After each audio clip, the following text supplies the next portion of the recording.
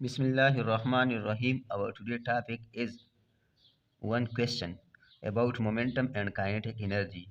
If we increase momentum by some percentage, so what by what percentage or by what percent the kinetic energy will be increases, or if we decrease the momentum by some percent, then by what percent the kinetic energy will be decreases. So today our topic is about this type of questions. तो आइए चलते हैं।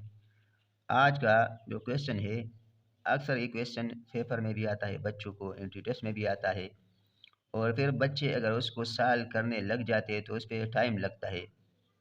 तो time बचाने के लिए आज मैं आपके लिए एक छोटा सा ट्रिक लाया हूँ। इसी ट्रिक पे आप एक क्वेश्चन को 10 सेकंड में, मैक्सिमम 10 सेकंड में हल कर सकते हो। अगर आप इसको सही तरीके से हल करने लग जाते हो तो इस पे तकरीबन मिनिमम 2-3 मिनट लग जाते हैं। तो आइए, वो ट्रिक कौन सा है और कौन से क्वेश्चन पे वो अप्लाई होता है।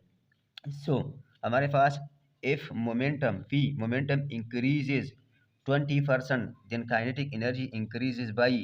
अगर हमारे पास मोमेंटम 20% इंक्रीज होता है तो काइनेटिक एनर्जी कितने परसेंट इंक्रीज होगा।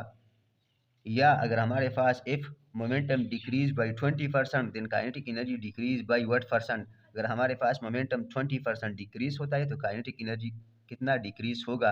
ये तो एक टाइप का क्वेश्चन हुआ। इस तरह हज़ारों टाइप के क्वेश्चन हो सकते हैं। तो अगर ट्रिक आपने याद कर लिया तो हर किस्म के क्वेश्चन आप सॉल्व करोगे।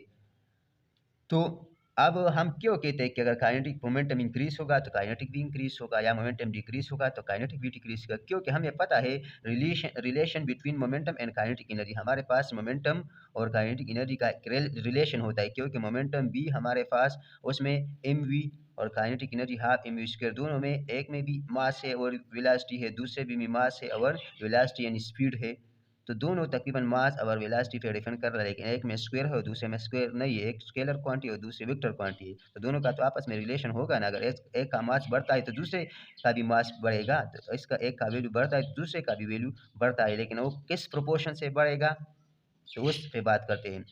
हमारे पास kinetic energy is equal to P square divide by 2m, यानी मोमेंटम का square divide by 2m, or P is equal to under root 2m kinetic energy. तो ये तो रिलेशन है। अगर हम इस क्वेश्चन को सॉल्व करना चाहेंगे तो इस पे हल हो सकता है, ये नहीं है इस पे 100% हल हो सकता है, लेकिन इस पे आपसे तकरीबन 2-3 मिनट टाइम लेगा, और वो भी उसमें भी आप कंफ्यूज हो सकते हो कैलकुलेशन में। लेकिन आज मैं एक ट्रिक लाया, वो ट्रिक कैसा है तो यहाँ से आप सुनते रहो। If momentum increases up to 10% then. अगर हमारे पास एक क्वेश्चन में हमें दिया गया हो कि हमारे पास एक बॉडी का मोमेंटम इंक्रीज होता है, लेकिन कितना 10% या 10% से नीचे नीचे। क्या मतलब हुआ कि हमारे पास लेट सपोज अगर हमें कहता है कि मोमेंटम इंक्रीज बाई, यहाँ सुन लो, momentum increase by 2%, momentum, so kinetic energy will be increased by what percent, by 4%। Just यहाँ आपने काइनेटिक एनर्जी को बस डबल करना है। If momentum increase by 3%, kinetic energy will be increase by 6%। कहाँ तक? 9 तक। इसी तरह 4% सो 8%, 5% 10%, 6% 12%, 7% 14%, इसका डबल करना है। कहाँ तक? 9%, 18%।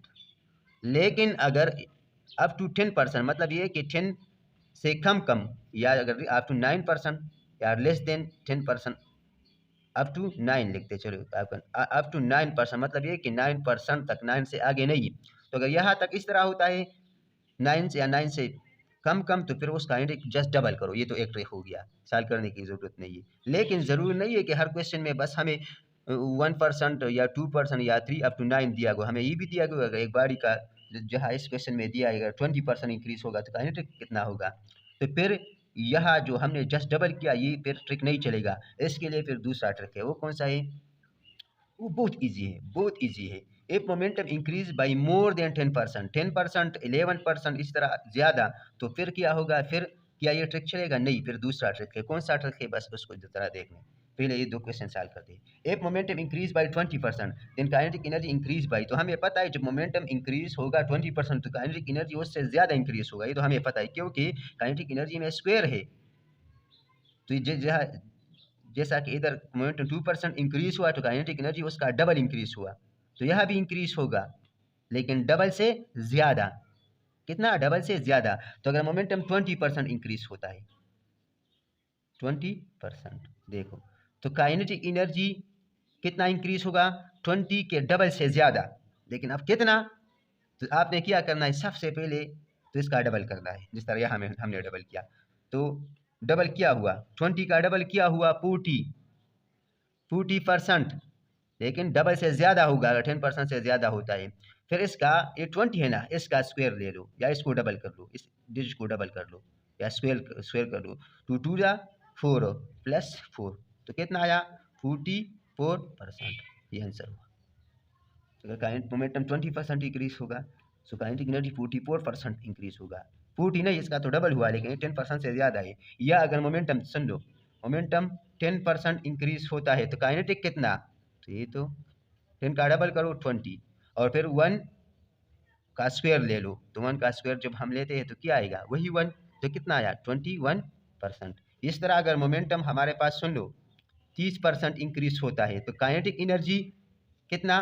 तो यहाँ तो जस्ट डबल था, क्योंकि 9% या उससे कम था तो हम डबल करेंगे, लेकिन यहाँ जस्ट 30 का अगर हम डबल लेते तो 60 आता है, लेकिन यहाँ हम डबल नहीं करेंगे। क्यों? क्योंकि परसेंटेज जो चेंज है 10% से ज़्यादा है। तो 30 का डबल कर लो, जस्ट डबल किया, कितना आया? 60%। अब आपने स्क्वायर लेना है दोबारा, किसका? इस डिजिट का। ये क्या है? 3 है, 3 3 जा 9, तो कितना आया? 69%।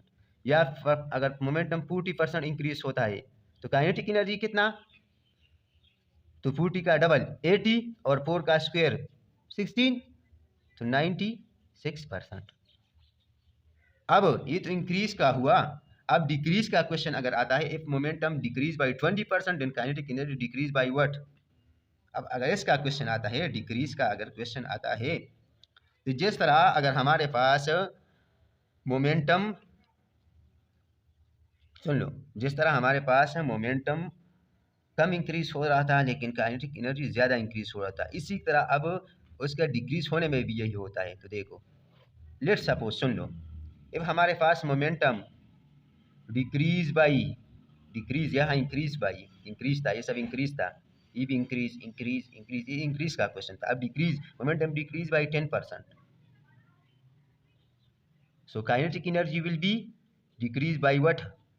सुन लो, ये भी बहुत ईजी है। उसी तरह 10 का डबल ले लो, कितना आया? 10 का डबल कितना आया? 20, और 1 का स्क्वायर या हम ऐड करते थे, यहाँ सब्ट्रैक्ट करेंगे, सब्ट्रैक्ट करो, कितना आया? 19%। मोमेंटम अगर decrease by 20%, kinetic percent decrease she, kinetic energy कितना डिक्रीज करेगा? तो देखो, तो अब हमारे पास 20 का डबल वही ले लो, डबल कितना आया? 40, और 2 का स्क्वायर 4, तो यहाँ हम ऐड करते थे इंक्रीज में, यहाँ डिक्रीज में माइनस करेंगे, माइनस 2 2 जा 4, कितना आया? 36%। इसी तरह इफ मोमेंटम डिक्रीज बाई, सुन लो, सुन लो, if momentum decrease by 50%, so kinetic energy will be decreased by what? Kinetic energy will be decrease by what? तो सुन लो, 50 का डबल 100, 100, लेकिन हम तो यहाँ डिक्रीज की बात कर रहे, तो 5 का स्क्वायर ले लो, इस तरह भी हम स्क्वायर लेते थे लेकिन यहाँ हम ऐड करते थे। अब यहाँ 5 का स्क्वायर 25, लेकिन यहाँ हम माइनस करेंगे तो कितना आया? 75%। तो इस तरह जैसे भी क्वेश्चन आपको आता है, इंशाल्लाह इस ट्रिक पे आप एक क्वेश्चन को बहुत बहुत इजीली सॉल्व करेंगे। तो ये था आज का इजी क्वेश्चन, और इसके लिए मैंने एक ट्रिक बनाया था। तो उम्मीद करता हूँ ये ट्रिक आपको पसंद आया होगा। अगर आपको ये वीडियो, ये ट्रिक पसंद आया है तो मेरे चैनल को सब्सक्राइब करें और बेल आइकन दबाएं ताकि मेरी हर नई आने वाली वीडियो आप तक बर वक्त पहुँच सके।